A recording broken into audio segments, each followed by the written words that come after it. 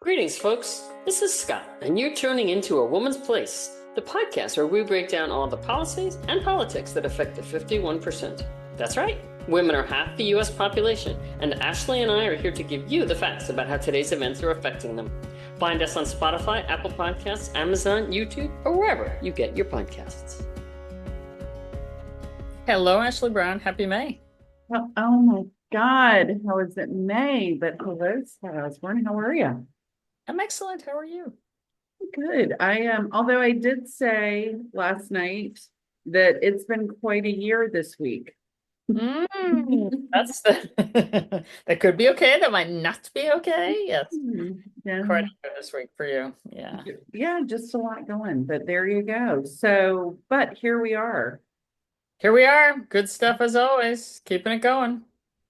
So a little recap before we jump in, and quite honestly, I think it's a great segue into the topic today, but we want to thank Brittany Lamont for being here on our last podcast and talking about not only the expense of childcare, but the availability of childcare and truly the economic impact of childcare and why the business community is so invested in elevating this conversation of it's a business issue, it's a family issue, and some of the things. So if you didn't get to check it out, I would encourage you to watch that podcast. Absolutely. And this is one of these issues that today affects mostly women, but really affects everyone. It's family, it's businesses, but somehow women are behind the scenes carrying a lot of the brunt of the work. So it's definitely worth checking out. Is it okay if I say shocking?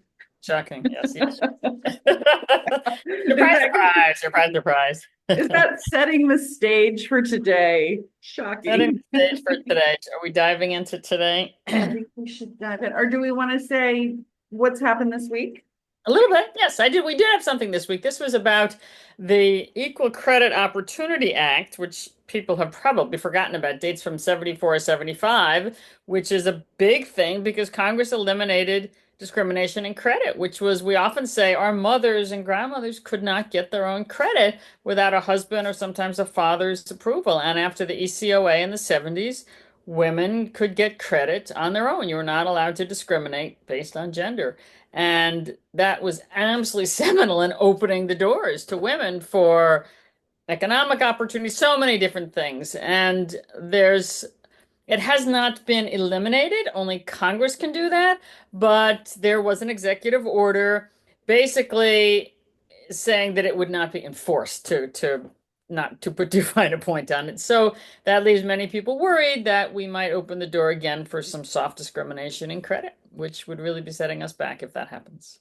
Well, and I think it's important to bring up because you and I have had this conversation a lot that putting into context, it really wasn't that long ago when some of these policies were enacted to help protect or open doors for, but so many people don't have a recollection of a time where women couldn't get credit or, you were discriminated on based against, sex, race, etc. So I think it's just good to have that reminder that, A, this wasn't too long ago, 50 years, and that it can really come back to cause harm and serve as barriers for people that are wanting to advance in their lives, their careers, businesses, thinking about entrepreneurs. When we look at venture capitalism, even the venture capitalist,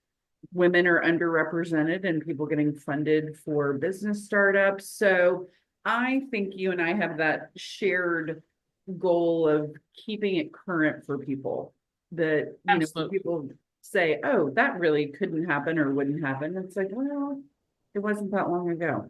Absolutely. And people might forget also, it would revolutionize our lives as we know it today. And so I think we could perhaps come back to that, but it is important and it's very much worth mentioning. Yes. So to zoom into today is pro-natalism we are talking about. And I have been asking people anecdotally, so have you heard about this pro-natalist movement? And it's interesting, the responses I get. I don't know if you asked anybody, if you have a chance to really say, hey, this is what we're doing and see what they say or what they've heard. Well, I have because I think it's interesting. When I first heard the term, I was like, what is that? And it is not on top of people's radar, but I think that's exactly why having a conversation about it, what is it? Is it a threat? Is it so all of those things I think are really important. So what is the So pronatal let's break it movement? down. So the pro-natalist movement at its core is encouraging people to have babies. So it's okay, encouraging larger families, more women to give birth, increase the fertility rate, etc. That's basically at its core. The reason it's a topic now is because the administration has recently put it back on the agenda and proposed a few policies to, they believe, bring this about, including some that are just quirky. Well, I'll let you decide what you think of them after I tell you what they are. So, one proposal, again, I stress these are proposals, they are being discussed. $5,000 for births, for that's like a bonus for a baby, $5,000. A discussion of medals for women who have 6 children or more, so they would receive a medal for their, A medal, I finished a I guess. 5K medal. I don't Okay. know if I've seen the model of it. I do have some running medals in my closet, so maybe this would be it, right? What happens to this medal, I don't know. Discussion about education about menstrual cycles. So for women who need to know when they are ovulating, they should be instructed in that. Again, I'll give these all to you with a straight face. The discussion about other policies, which you wouldn't think would be gender related, but for example, changing car seat laws. So families with large families wouldn't necessarily have to have extra cars. Maybe if we eliminated car seats, for example, you could cram more children in. That's a money saving thing for large families. Discussion about perhaps encouraging states to weaken their no-fault divorces. As you probably know, virtually every state has what's called no-fault divorce. And if those restrictions were to be weakened, meaning you would have to find fault on one side or another, the thinking is it would deter divorces. I guess the thinking is maybe that would increase the birth rate. There's a possibility of giving Fulbright scholarships, which are wonderful scholarships to academics, often in their 20s and 30s, late 20s and 30s, reserving a portion of them for married couples or people for married couples with children, excuse me. So, a whole bunch of different things. Possibility of taking the Department of Transportation funds and prioritizing areas in the country that tend to have larger birth rates and giving more transportation funds to those areas. All of these and a few others have been floated around as possible ideas to increase our birth rate. So, do you have any thoughts on that before I tell you who's involved in this whole scheme? Um, well, as you were talking through this and you said you're going to say some of them with a straight face and not have a response. I feel my face gave part of my response, but so I think a couple of things really just strike me initially. The number of times you use the term marriage. Mhm. So I think recognizing there's been a huge shift on how people choose to create family. And so the the thought that it's seen as marriage, and I feel traditional marriage is more palatable, if we want to say that. And then I think it's so interesting with the conversations we've been having on the lack of resources and availability for things like childcare. Mhm. So, we want to encourage more children, but are there the systems and opportunity to care for these children, the cost of living, all of those things. So as we dive into this, I think it's going to be really interesting to look at, holistically, what does it look like? And is it going to be later that we talk about immigration as this whole conversation? That's definitely part of it. Because let me just say that it's in some ways it's a genuine issue. When I say genuine issue, I mean for countries, and the US is not alone, that do not have what's called a replacement rate of people, younger people being born. They tend to have aging populations. That means there are fewer people working, fewer people contributing to the tax base, physically fewer workers out there caring for them, etc. That is a you might say, a legitimate concern that many countries, Italy, much of Western Europe, South Korea, other countries are experiencing. It is not unique to the US. It's been followed by economics. We separate it from today's current politics. It is something that's been watched in many countries. And I definitely want to talk about why people think that's happening, but Right. it's definitely being watched. So you might say there's a real economic demographic issue coming up. Obviously, if you don't have enough young people, immigration is one way to provide you with workers, potentially provide you with younger people. It tends to be younger people who immigrate.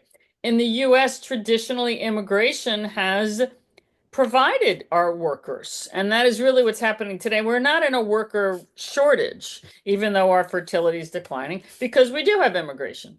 But we know that too much immigration in this country and other countries in this modern era causes a backlash. Many people do not favor unlimited immigration just to resolve this demographic decline. So immigration is partly what absolutely keeps us going, as well as other countries. And countries which are very anti-immigration, Japan, for example, very low rates of immigration, they are struggling mightily.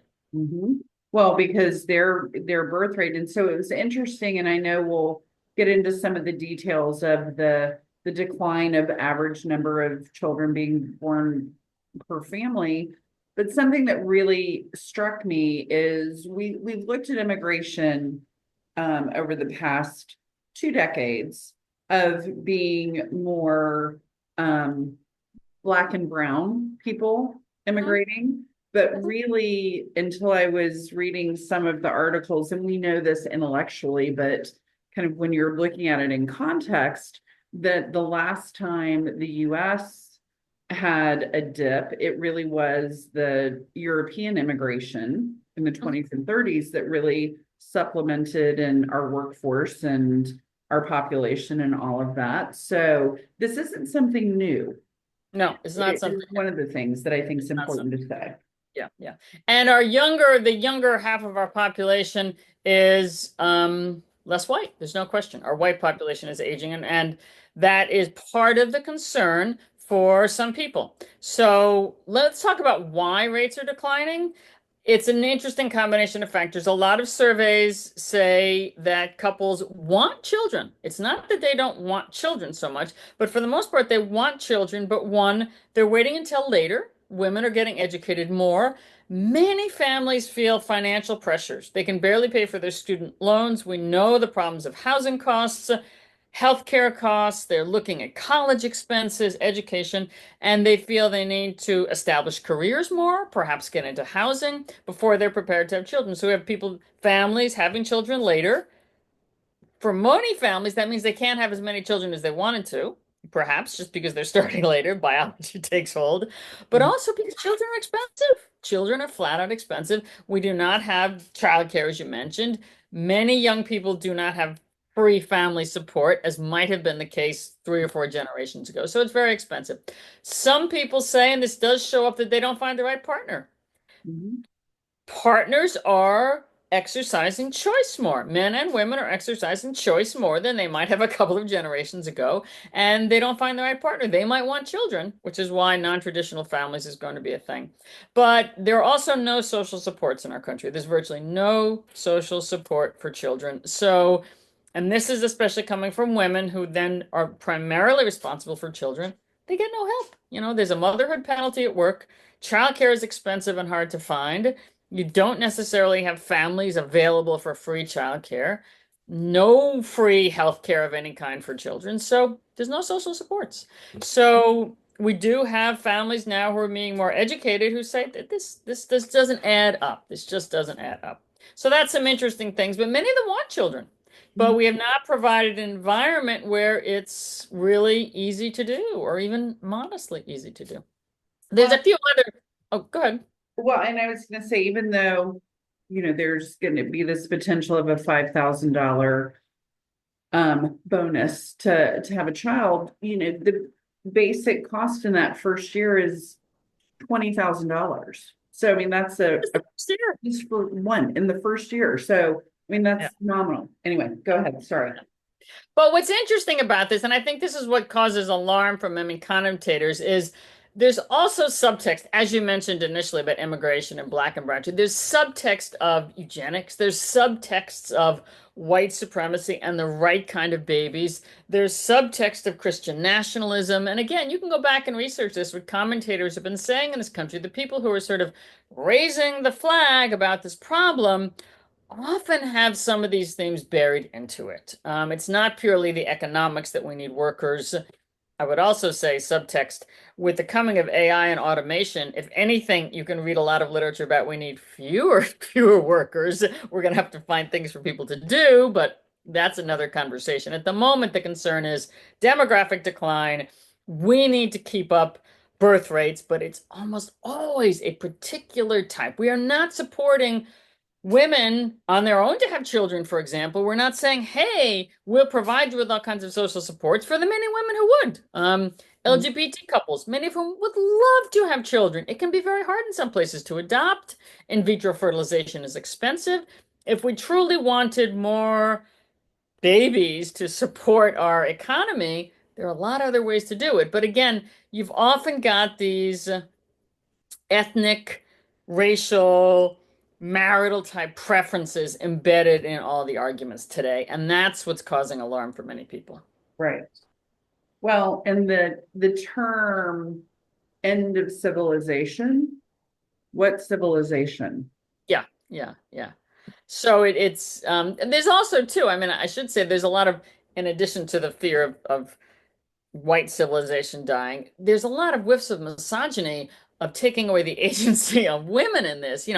Some of them are very supportive of women's role, or at least on the surface, but pro-natalist advocates, many of them really just see women as their role is only breeding. If you have a large number of children, trust me, you're not doing anything else. I mean, it's very hard to be having five, six, seven, eight, these children and really be doing much else unless you're exceedingly wealthy. So there's also economic factors in it. To have that many children, you've got to take a vow of poverty or be very wealthy. And the vow of poverty isn't very attractive for many people. So for women to actually be providing all these children is a phenomenal commitment, precluding most other life choices. Well, and we talk about this as well, and there's so many things that are just coming at us in terms of whether it's executive orders or whether it's just statements or to inflame. When we talk about the number of people who might either be aware or not aware of this, I think it is important to say, not to cause a hysteria around anything, because hysteria doesn't really solve, but I think at least cluing in and informing yourself of what are the potentials or the ideology behind it. And my number one thing as we're talking about these things is that lack of support.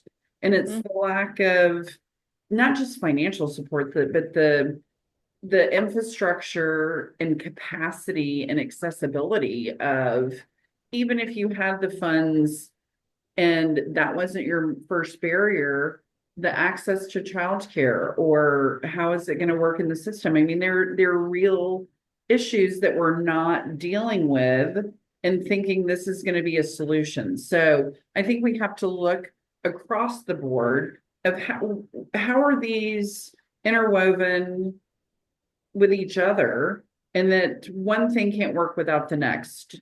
Do you know what I don't know if Totally. I'm making And I mean, sense there. not just childcare, we can think about housing. If you have larger families, the housing costs, the challenges of moving, to say nothing of higher education. Even if every child doesn't go to college, some of them may want to. Just, that kind of thing. And there's very, very little talk on changing any of those policies to the extent that the government can, or at least encouraging those kind of changes that might make a difference. I want to throw in, before we move on, I want to throw in one plug, though, for the Nobel Prize winner Claudia Goldin, who won a Nobel for studying this very topic, among others. And she had some interesting observations about societies, not just the US, but societies in this demographic decline. And I'm shrinking a complex argument, but it's countries where the economic opportunities exploded really rapidly, like South Korea, like Italy, but the social and cultural norms couldn't keep up. So basically, that means you have women entering the workforce. Great. Economies are doing well. Women are working. Standards of living are skyrocketing. But you do not have a change in social and cultural norms. So the expectations are still that women basically do all of this soft, unpaid work, have the large families, take care of the grandparents, do the housework, etc. And those two are radically out of sync. And in the countries that have suffered the most, they seem to be sort of out of sync the most, which is why the fertility rates in South Korea are just in the basement. Below Those, one. yes, social Yeah. and cultural norms have not changed, but the economic opportunities which women are taking, families want to take. So that's an interesting thing. When we talk about social norms, it's a big thing for me, but it's got economic impact. It's got policy impact about how we shift these social norms and our traditions do have long-lasting effect. It's not just a soft kind of side thing. Well, and even in the US, and I think it was in that same article, it is, men have become more engaged, I think, in the home life and some of the responsibilities, but not it's still predominantly seen as a female issue.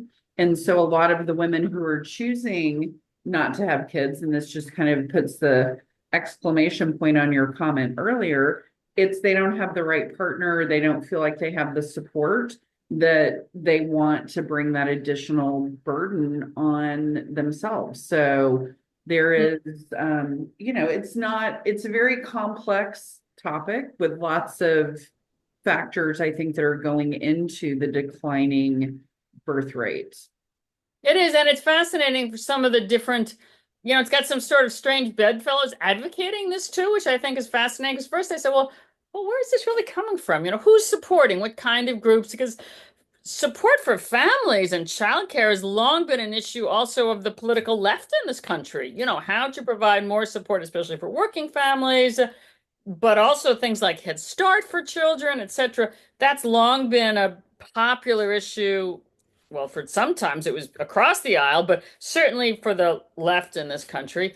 But the bedfellows, if you will, pushing this pronatalism are a combination of what I would call more traditional, religious, anti-choice, often Catholic adherents who really believe in the sanctity of the family and the sanctity of life, and a much more sort of traditional attitude. Then you have the, frankly, the white supremacist cohort who really see the decline of white society and the immigrants coming into our country as the biggest threat. This is the sort of replacement theory. And there's a lot of concern with them about the type of babies that are being born. And then you've also got these culture warriors and some sort of techno-futurists who really are into genetic shaping and selecting types of babies that are more intelligent, that are the quote unquote right type of babies, and people who want to see our society move away from sort of a consumerist, work-oriented society, get back to family. So there's this huge swath, all who've kind of come together, and I don't know if they'll be able to find policies that meet all their needs because they're coming from very different places, but all getting to this pro-natalist push. I was really surprised, and we're going to have links to some of the different articles that we've been referencing in this talk, but the tech piece of it Yeah. was that had not occurred to me, but then it makes sense as I was reading. But if you want to talk about strange bedfellows, Yeah, yeah, you know, yeah. putting that group, is that the beginning of a joke? Who walked into a bar? Oh, I don't know. And obviously Elon Musk, who has such a very large microphone in so many realms, and nobody even knows how many children he has by many reports. I mean, I think 14 acknowledged, and is not at all shy about his desire to see the right kind of people procreate more. And I would say this administration's policies, many of the policies seem if not intended, then certainly the unintended consequence is to make it harder for many other people to have children. Again, something like getting rid of Head Start, maternal child health care, some of our decline in research on maternal mortality. So we're seeing a whole bunch of policies which, from a strict perspective, work against having more babies, a certain type of babies. They work against it. So there's some Yeah. contradictory strains here on the surface. Well, and talking about some of the policies, because social supports for single mothers. So, thinking childcare subsidies or temporary assistance to needy families, or that piece that you could, well, statistically, single women and single mothers are overrepresented in the population that struggle most. They're overrepresented in poverty. And so reducing support there to try to, is that an effort to say we want you in a more traditional family with a dual income? And so, like, all of these little pieces play a role in shaping this, and it's a little disturbing. Like that piece, when I can't remember which article that was in, but when I read that piece of it, I'm like, that makes sense. Like it makes sense of what the thought process is there.